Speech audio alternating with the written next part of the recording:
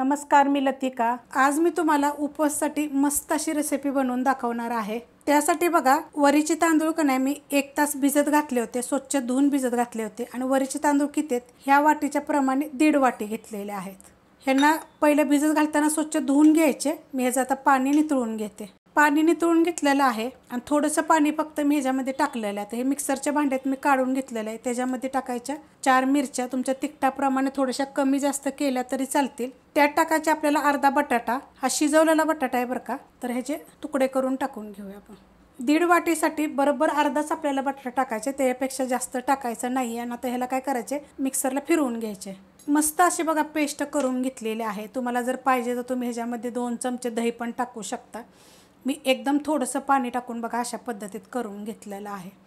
वरीच्या तांदळाच्या खूप रेसिपी मी अपलोड केलेल्या आहेत। जर तुम्हाला कोणती पाहिजे असली तर तुम्ही कमेंट करू शकता, मी तुम्हाला त्याची लिंक पण देईन।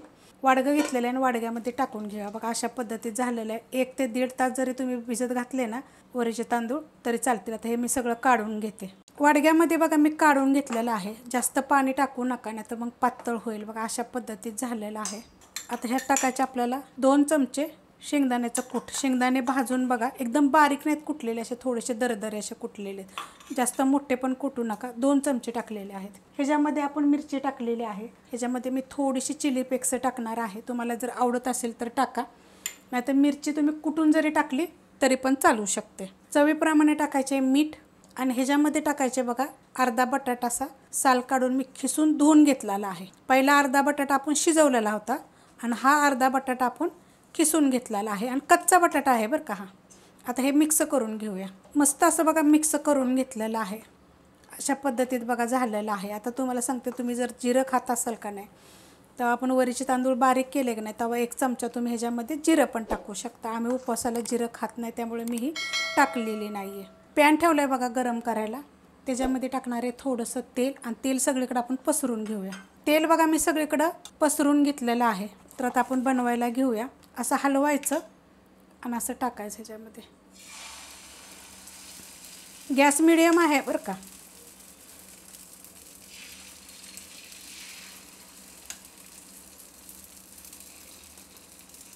आता तुम्हाला किती मोठे पाहिजे त्याप्रमाणे करायचं बरं का। असं पसरून घ्यायचं, होता होईल एवढं चांगलं पसरून घ्यायचं। पातळ जरी केलं तरी चालेल, पण हे पीठ जे आहे ना पाणी कमीच वापरा, जास्त वापरू नका। गॅस आहे मीडियम, मोठ्या बर्नेलचा गॅस असल्यामुळे हे मी तुम्हाला सांगत असते मीडियम आहे का हे। आता याला 1 ते 2 मिनटं आपण असं ठेवायचं मीडियम गॅसवर आणि नंतर पलटी करूया।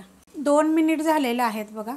आता आपण पलटी करून घेऊया आणि एकदम लगेच निघतात बरं का, असं नाही।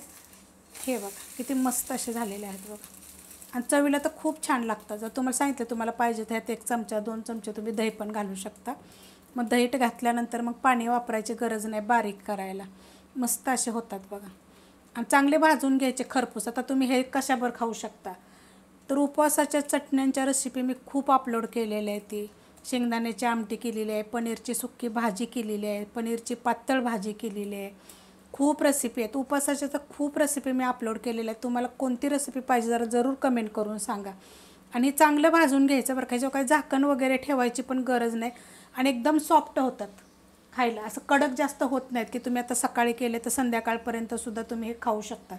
चवीला एकदम मस्त असे लागतात आणि वरीचे तांदूळ खाल्लेले पण चांगले असतात। काय जणांना काय होतं, शाबूत तांदूळ पचत नाही, तर तशा पद्धतीनं शाबूत तांदळाच्या पण खिचड्या अपलोड केलेले आहेत।